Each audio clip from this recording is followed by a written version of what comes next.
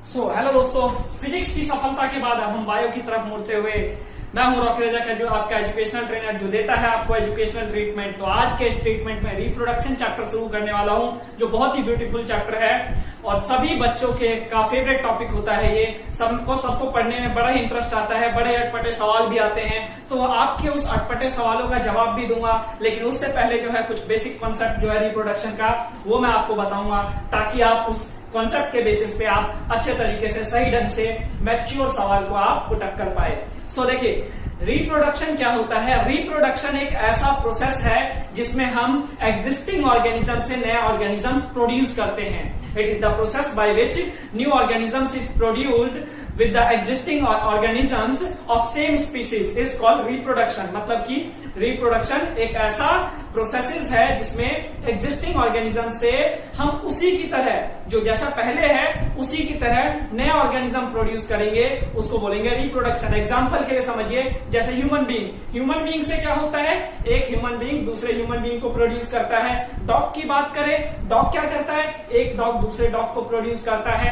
Similarly अगर elephant की बात करें तो एलिफेंट क्या करता है, एक एलिफेंट दूसरे एलिफेंट को प्रोड्यूस करता है। कभी ऐसा तो नहीं हुआ एक एलिफेंट ने टाइगर को बर्थ किया हो, ह्यूमन बीइंग ने किसी डॉग को बर्थ किया हो या किसी डॉग ने कैट को बर्थ किया हो। इट इज नॉट पॉसिबल, क्योंकि यहाँ जो रिप्रोडक्शन में होगा दो अलग अलग मतलब ऑर्गेनिज्म जो है आपस में रिप्रोडक्शन करते हैं, सेक्स करते हैं, सेक्स करने के बाद रिप्रोड्यूस करते हैं, यंग वंस को प्रोड्यूस करते हैं और वो यंग वन जो होगा ना उसके सेम टाइप्स का होगा, उसकी स्पीसीज जो होगी उसी के जैसा होगा जैसे पेरेंट्स है।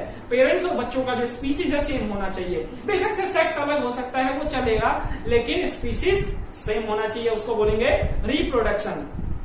अब देखिए, मुद्दा यह है कि भाई रिप्रोडक्शन जरूरी क्यों है। अगर रिप्रोडक्शन ना करे तो क्या काम नहीं चल सकता, मजा नहीं आएगा। तो देखिए, रिप्रोडक्शन बहुत जरूरी है। किस लिए जरूरी है उसके पीछे 2-3 रीजन है।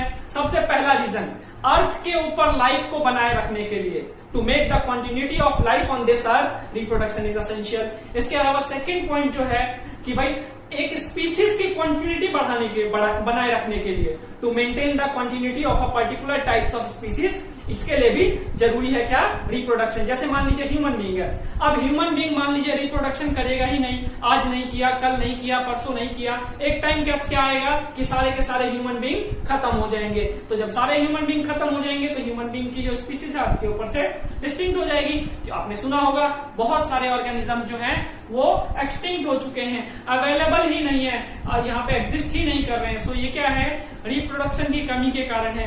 एग्जाम्पल के लिए टाइगर का एग्जाम्पल लेते हैं। टाइगर्स के जो नंबर्स हैं वो डे बाय डे घटते जा रहे हैं। उसका रीजन क्या है, टाइगर्स का एक तो हम हंटिंग करने लग गए कि भाई हम शिकार करने लगे अपनी जरूरत के लिए, जिसकी वजह से कम हुआ। सेकंड रीजन ये भी है कि वो जो टाइगर जो होते हैं ना, जो टाइगर होता है लाइफ में 1 टाइम सेक्स करता है। टाइगर लाइफ में 1 टाइम सेक्स करता है जिसकी वजह से रिप्रोडक्शन 1 टाइम कर पाता है। तो उसकी वजह से टाइगर्स के जो नंबर्स हैं वो रिड्यूस होते जा रहे हैं डे बाय डे। सो आपके 2 रीजन बताया कि भाई पहला रीजन अर्थ के ऊपर लाइफ को मेंटेन करने के लिए जरूरी है, एक सेम टाइप्स के स्पीसीज की क्वांटिटी को बनाए रखने के लिए रिप्रोडक्शन जरूरी है, क्योंकि आपका असेंशियल प्रोसेस है ये अर्थ के ऊपर बने रहने के लिए। तो इसे बोलते हैं रिप्रोडक्शन। सो उम्मीद करता हूँ रिप्रोडक्शन समझ में आया नहीं आया, चलिए बताइए एक बार कमेंट में रिप्रोडक्शन समझ में आया। तो आगे बढ़ता हूं मैं। अब जो ये रिप्रोडक्शन है, कितनी तरह के रिप्रोडक्शन है भाई। तो रिप्रोडक्शन बच्चों दुनिया में 2 तरह का होता है। एक होता है एसेक्सुअल रिप्रोडक्शन, एक होता है सेक्सुअल रिप्रोडक्शन। एक होगा एसेक्सुअल रिप्रोडक्शन, एक होगा सेक्सुअल रिप्रोडक्शन। सो एसेक्सुअल रिप्रोडक्शन क्या होगा, ऐसा रिप्रोडक्शन जिसके अंदर केवल एक पेरेंट्स की रिक्वायरमेंट होगी, चाहे मम्मी या पापा, मम्मी पापा में से किसी एक की रिक्वायरमेंट हो तो उसको बोलेंगे एसेक्सुअल रिप्रोडक्शन। सो आप ये कह सकते हैं डेफिनेशन में, the reproduction in which only single parents is required for the production of new individuals is called asexual reproduction। Example के लिए अमीबा में रिप्रोडक्शन होता है। अमीबा में क्या होता है, अमीबा क्या होता है, एक सिंगल बॉडी होता है। वो क्या होगा, उसकी जो पेरेंट्स बॉडी है धीरे धीरे इलोंगेट होना शुरू हो जाएगा। इलोंगेट होने के बाद उसका न्यूक्लियस डिवाइड होगा। न्यूक्लियस डिवाइड होने के बाद नए ऑर्गेनिजम्स में प्रोड्यूस हो जाएगा, ऑफस्प्रिंग में प्रोड्यूस हो जाएगा, 1 से 2 में प्रोड्यूस हो जाएगा। तो ये क्या है, पेरेंट्स ऑर्गेनिज्म ने डॉटर सेल में डिवाइड हो गया, पेरेंट्स ऑर्गेनिज्म डॉटर सेल में डिवाइड हो गया, तो इसको क्या बोलेंगे, एसेक्सुअल रिप्रोडक्शन। इसके अलावा पैरामीशियम, इसके अलावा लेशमेनिया, यूग्लेना, ये सारे के सारे क्या है, एसेक्सुअल रिप्रोडक्शन के एग्जांपल्स है। अब एसेक्सुअल रिप्रोडक्शन के ना कुछ बेसिक फीचर्स होते हैं। पहला फीचर्स क्या होता है, एसेक्सुअल रिप्रोडक्शन में सेक्स सेल्स की रिक्वायरमेंट नहीं होती है। फर्स्ट थिंग कि सेक्स सेल्स की रिक्वायरमेंट्स नहीं होती है। अब सेक्स सेल्स क्या है, उस गैमेट की बात कर रहे हैं बच्चों।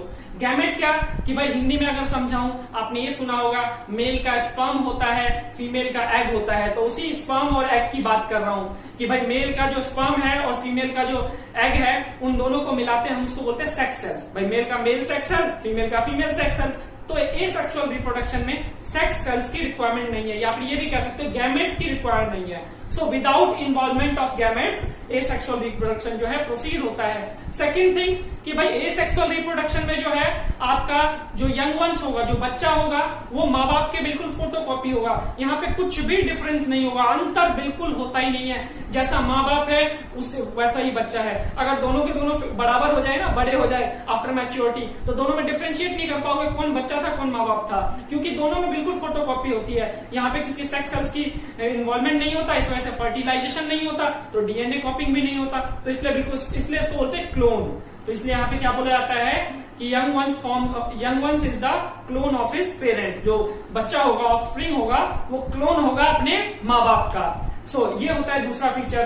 थर्ड फीचर्स क्या होता है कि भाई जो आपका जो एसेक्सुअली प्रोड्यूस्ड ऑर्गेनिजम्स होता है ना, उसकी लाइफ स्पैन इतनी ज्यादा नहीं होती है, उसकी लाइफ स्पैन बहुत कम होती है, छोटी लाइफ होती है। इसके अलावा उसका जो है ना अर्थ के ऊपर सर्वाइव करना डिफिकल्ट होता है। अगर मान लीजिए अर्थ के ऊपर नेचर में अगर चेंजेस आना शुरू हो जाए ना, तो चेंजेस आएगा तो उसके लिए प्रॉब्लमेटिक हो जाएगा, वो उसको डील नहीं कर पाएगा, सर्वाइव नहीं कर पाएगा। तो इसलिए उसको बोलते हैं उसका जो है ना सर्वाइवल, जो नेचुरल एडेप्टेशन है वो बहुत लेस होता है। ये है एसेक्सुअल रिप्रोडक्शन। सो रिकॉल करता हूं एसेक्सुअल रिप्रोडक्शन अगेन, ऐसा रिप्रोडक्शन जिसमें सिंगल पेरेंट्स की रिक्वायरमेंट हो उसको एसेक्सुअल रिप्रोडक्शन बोलेंगे। इसका फीचर्स क्या है, सबसे पहला फीचर कि भाई सेक्स सेल्स की रिक्वायरमेंट नहीं होती है, फर्टिलाइजेशन नहीं होगा। सेकंड थिंग कि भाई पेरेंट्स और बच्चों में कोई अंतर नहीं होगा, बच्चा जो होगा पेरेंट्स का क्लोन होगा। थर्ड थिंग्स कि भाई इसका सर्वाइवल डेज जो है बहुत कम है, कम दिनों तक टिकता है। फोर्थ थिंग्स कि भाई अगर कोई नेचर में चेंजेस आता है तो ये जो है उसको एक्सेप्ट नहीं कर पाते हैं। अब है सेक्सुअल रिप्रोडक्शन। सो सेक्सुअल रिप्रोडक्शन क्या होता है, ऐसा रिप्रोडक्शन जिसके अंदर दोनों पेरेंट्स की रिक्वायरमेंट हो, मम्मी की भी रिक्वायरमेंट हो, पापा की भी रिक्वायरमेंट हो। मम्मी और पापा दोनों के दोनों मिलेंगे ना, तो मिलने के बाद जो है एक फूल खिलेगा, उस फूल में से नया बच्चा आएगा। तो मतलब कि मम्मी पापा जब आपस में सेक्स करेंगे तो सेक्स करने के बाद जो है एक नया बच्चा यंग वंस प्रोड्यूस होगा, तो वो यंग वंस क्या होगा, हमारी और आपकी तरह कोई बच्चा हो सकता है। सो इसको क्या बोलेंगे, सेक्सुअल रिप्रोडक्शन। सेक्सुअल रिप्रोडक्शन क्या होगा, the reproduction in which both the parents are required to produce the new individuals is called sexual reproduction. मतलब ऐसा रिप्रोडक्शन जिसमें दोनों पेरेंट्स की रिक्वायरमेंट हो नए ऑर्गेनिजम्स को प्रोड्यूस करने के लिए, उसको बोलेंगे sexual reproduction. Is it clear? So अब इसमें जो है क्या, इसमें भी सेक्स सेल्स की रिक्वायरमेंट नहीं होगी, इसमें सेक्स सेल्स की रिक्वायरमेंट होगी। मेल से स्पर्म चाहिए, फीमेल से एग चाहिए, दोनों को मिलाएंगे, मिलाने के बाद जाइगोट बनेगा, उस जाइगोट से नए ऑर्गेनिजम्स प्रोड्यूस हो जाएगा। सो इसको क्या बोलेंगे, सेक्सुअल रिप्रोडक्शन। इसके अलावा नेक्स्ट फीचर जो है, जो सेक्सुअली रिप्रोड्यूस ऑर्गेनिजम्स होगा उसमें पेरेंट्स और बच्चों में बहुत ज्यादा डिफरेंस होगा, पेरेंट्स और बच्चों में बहुत ज्यादा अंतर होगा, वेरिएशन होगा। अब ये वेरिएशन क्यों होता है, डीएनए कॉपिंग की वजह से। Due to the DNA copying there are the variation in the parents and young ones. Parents और यंग वंस में वेरिएशन आता है due to DNA copying. Second, क्योंकि सेक्सुअली रिप्रोड्यूस ऑर्गेनिजम्स में क्या होता है, कुछ कैरेक्टर मम्मी से आते हैं, कुछ कैरेक्टर पापा से आते हैं, और दोनों के कैरेक्टर जो है आपस में फ्यूज होने के बाद जो है एक बच्चा बनता है, नया बच्चा जो बनता है। जैसे मान लो मैं हूं, तो मेरे अंदर मम्मी के भी कुछ कैरेक्टर होंगे, पापा के भी कुछ कैरेक्टर होंगे, दोनों का मिलाकर मैं बना हूं। सिमिलरली अगर आप भी हैं तो आपके अंदर भी कुछ कैरेक्टर मम्मी के हैं, कुछ कैरेक्टर पापा के हैं। अब जैसे कि मतलब हो सकता है हाइट का कैरेक्टर आपका पापा का आया हो, स्किन कलर आपकी मम्मी का हो, बालों का टेक्सचर पापा का हो, आपकी आंखें मम्मी की तरह हो, तो इस तरीके से डिफरेंट डिफरेंट कैरेक्टर जो है अलग अलग पेरेंट्स से आ सकते हैं। इसके अलावा जो है सेक्सुअली रिप्रोड्यूस ऑर्गेनिजम्स का जो लाइफ स्पैन होता है काफी ज्यादा होता है। जैसे हम अपनी बात कर ले, हमारी लाइफ स्पैन क्या होती है, लंबी होती है। इसके अलावा बात करें, हम नेचर में सर्वाइव, हमारे लिए नेचर में सर्वाइव करना आसान है, हम नेचुरल एडेप्टेशन को एक्सेप्ट कर सकते हैं। कुछ चेंजेस आए, कुछ अगर अचानक से ड्रास्टिक चेंजेस आए नेचर में, तो उसको एक्सेप्ट कर सकते हैं हम। ये हमारा मेन फीचर्स है। सो इसको बोलेंगे सेक्सुअली रिप्रोडक्शन। सो अब समझ में आया आपको चीजें। अब देखिए इस टॉपिक से रिलेटेड क्वेश्चन कौन कौन से आते हैं। पहला क्वेश्चन यही आता है, differentiate between sexual reproduction and asexual reproduction.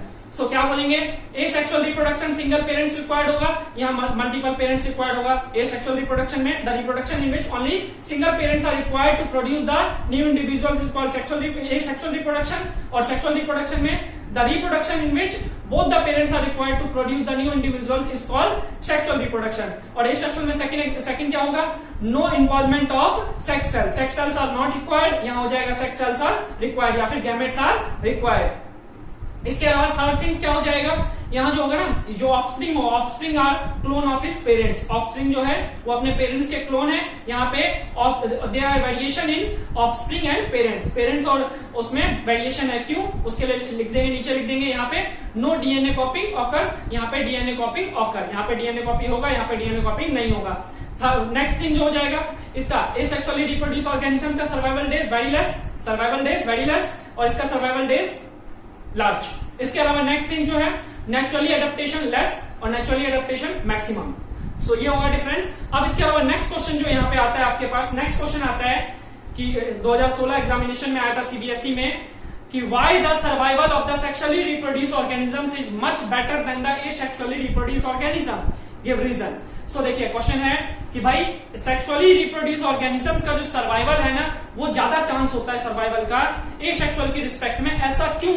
तो उसके पीछे रीजन क्या है, आप यही बोलेंगे, the sexually reproduce organisms have the variation due to the DNA copying, so the survival of the fetus of the survival of the offspring of sexually reproduced organisms is much more better than the asexually reproduced organism। मतलब DNA copying की वजह से उनके अंदर variation आता है और variation की वजह से नीचे में कुछ भी चेंजेस होगा ना वो एक्सेप्ट कर पाएंगे, सो दैट्स व्हाई उनका सर्वाइवल जो है बेटर हो पाता है। सो इसको बोलते हैं ये जो है सेक्सुअली और एसेक्सुअली रिप्रोडक्शन। सो उम्मीद करता हूं रिप्रोडक्शन का थोड़ा सा आइडिया लगा होगा। अब नेक्स्ट क्लास में जो है हम इसके टाइप और डिटेल में पढ़ेंगे कि एसेक्सुअल रिप्रोडक्शन कितने टाइप्स के होते हैं, सेक्सुअल रिप्रोडक्शन में फ्लावर में कैसे रिप्रोडक्शन होता है, ह्यूमन बींग्स में कैसे होता है। अच्छा, आप सोच रहे हैं कि आपके सवालों का जवाब नहीं दिया, अगली क्लास में आपके सवालों का भी जवाब दूंगा। जो भी सवाल होगा कमेंट में जरूर डालिएगा और अपने दोस्तों के साथ भी शेयर करिए, क्योंकि अपकमिंग डेज में हम बहुत ही मतलब जबरदस्त एक प्लानिंग चल रही है आप लोगों के लिए, खुशखबरी आने वाला है कि भाई शॉर्ट टर्म में बहुत ही जल्दी जो है आप कैसे मतलब सिलेबस कंप्लीट करेंगे, प्रीवियस ईयर से क्वेश्चंस पेपर वगैरह या फिर जो है हम आपको टेस्ट पेपर वगैरह सारी चीजें लाने वाले हैं। सो दैट्स व्हाई अगर नए हैं तो सब्सक्राइब कर लीजिए, दोस्तों को भी बताइए कि भाई चैनल को सब्सक्राइब कर ले। तो आज के लिए इतना ही रखते हैं, फिर मिलेंगे अगली सभा में, तब तक के लिए दुआओं में याद रखिएगा। Good bye.